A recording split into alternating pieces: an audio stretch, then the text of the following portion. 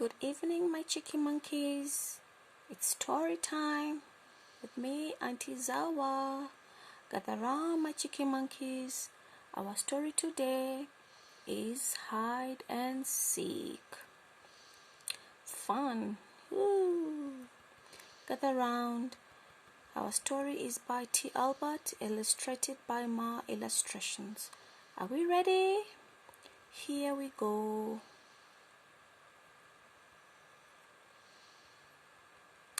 James, his sister Sally, and Mark, their BFF, best friend forever, were bored. They had played all day, but now that it was dark and difficult to see, they had nothing to do. They couldn't play soccer because they couldn't see the ball. They didn't want to go inside and play again because it was a beautiful springtime night, and they liked being outside, especially after having to play inside all winter long. They just didn't know what to do, and it was a little too early for them to go home. "I guess I'll just go home," said Mark in a sad voice. "Oh, come on," replied James. "We still have time for another game of something." Then Sally said, "I have an idea. Let's play hide and seek." "Ooh, I was going to say that," James said. "Yeah, I'll bet," replied his sister.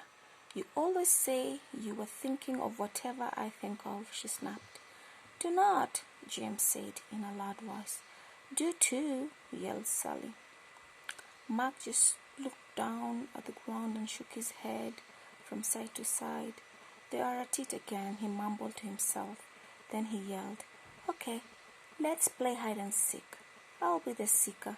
He turned, faced a big tree, closed his eyes, and started counting out loud. 100, 99, 98, 97. Sally and Mark stopped arguing, looked at each other, and ran off in a different direction to find a hiding place. In the distance, they could still hear Mark counting.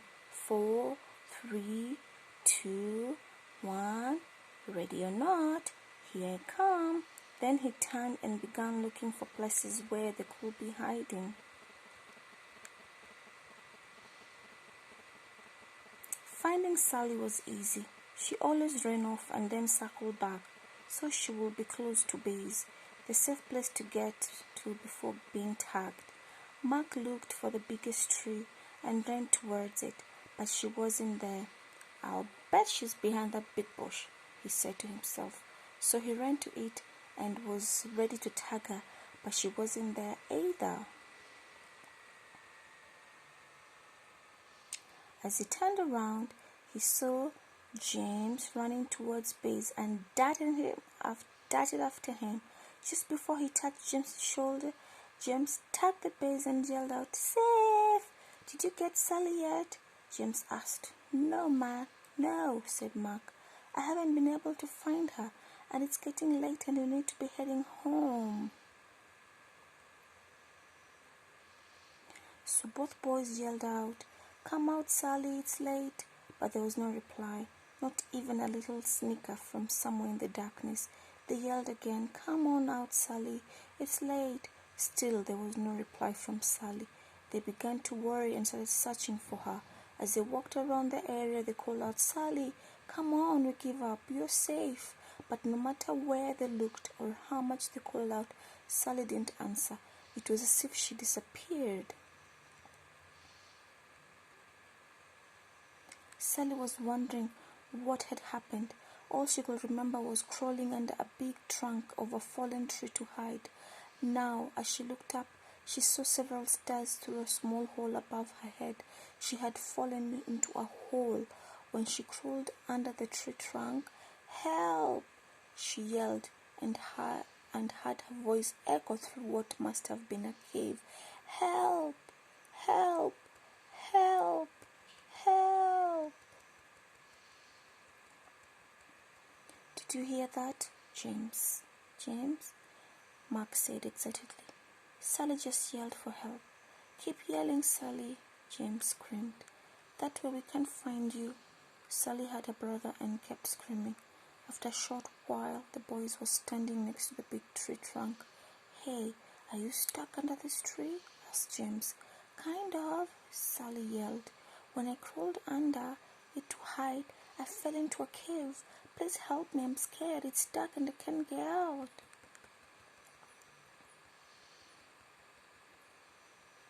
Max said, "James, you stay with Sally, and I will go get my dad." Then he dashed off into the darkness. "Don't be scared," James said. "I'm right here with you." "No, you're not," Sally sobbed. "You're up there and I'm down here." As Sally turned in the darkness of the cave, she bumped into something, screamed, and began to cry. "What's wrong?" James yelled. "There is something down here with me," Sally replied in a shaky voice. Just then, Mark and his dad came running through the woods. Mark's father knelt down and asked Sally if she was okay. He could hear her crying and sobbing. "Sally, are you hurt?" he said. He asked. "No," she said, "but I'm scared, and there is something down here with me." "Stand back, Sally. I'm lowering a rope and will be down with you in a second."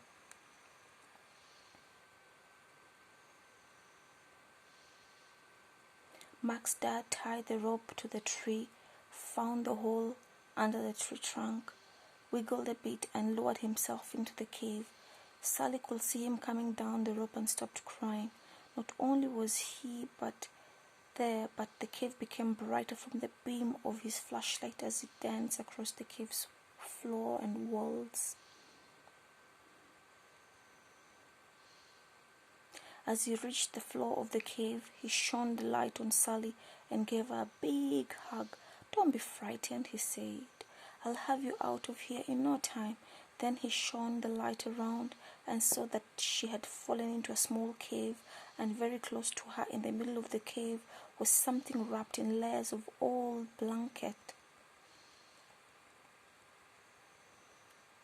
"Mark, James, there is something down here. I'm going to tie it to the rope, and I want you to pull it out, okay?" they replied.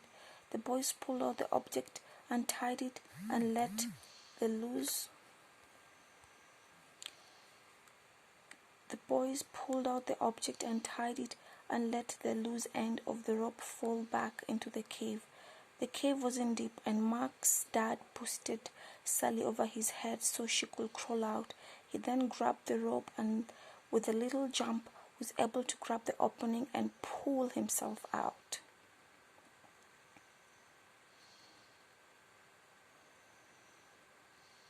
"Let's go back to my house for a cup of hot tea.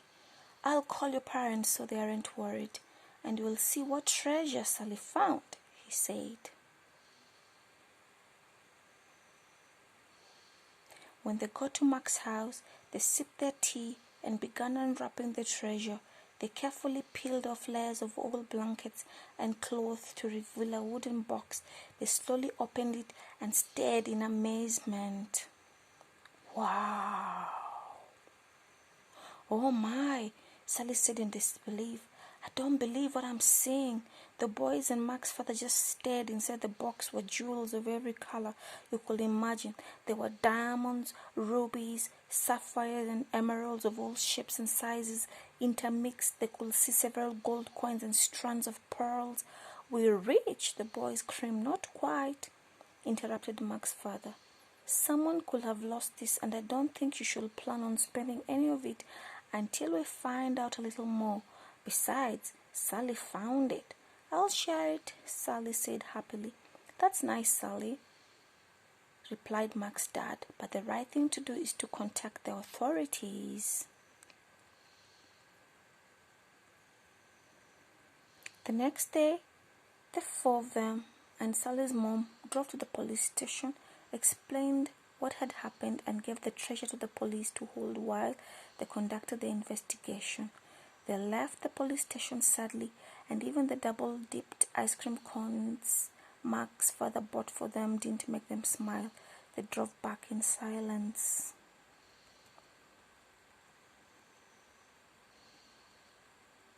Several weeks passed with no word from the police.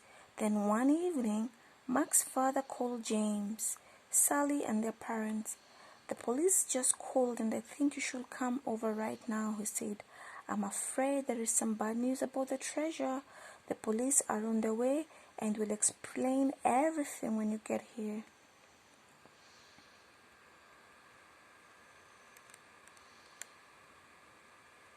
Sally and James didn't say much during the ride to Mark's house. Sally thought that since it was bad news, the treasure belonged to someone else, even though they probably lost it. "Whatever happened to find us keepers?" she mumbled. "What did you say, Sally?" her mother asked. "Oh, nothing," Sally replied.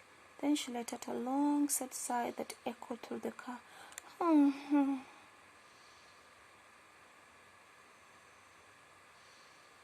When they arrived at Mark's house, the police were there with the treasure box. As Sally entered, the captain introduced himself and said, "Sally, this is yours. Your parents need to sign some papers and the box and its contents are yours." Sally, Mark and James shrieked with joy and danced around the room. Then Sally said, "What is the bad news?"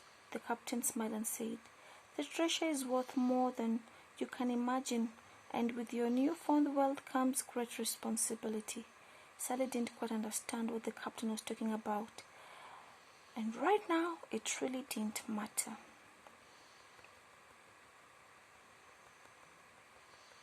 Mark asked, "Are you going to share?" "Of course," Sally said. "If you and James didn't help me, I must still be there."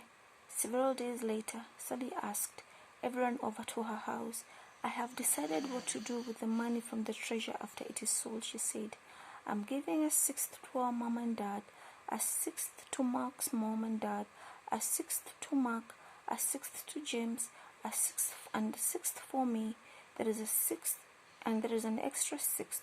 Mark probably stated he loved maths and was right on top of Sally's calculations.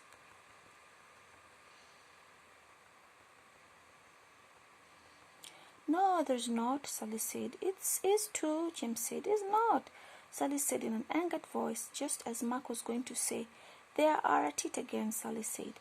"This is why there isn't an extra sixth. I am giving it to the church so it can be given to those less fortunate and in need," her mother and father said. It was a caring and responsible thing to do. They were very proud of her and knew that she understood what the captain meant when he had turned the treasure over to her just days before. Why fit in when you were both born to stand out? The end of my story. Good night, my little chicken monkeys. See you tomorrow. Sweet dreams. Mwah.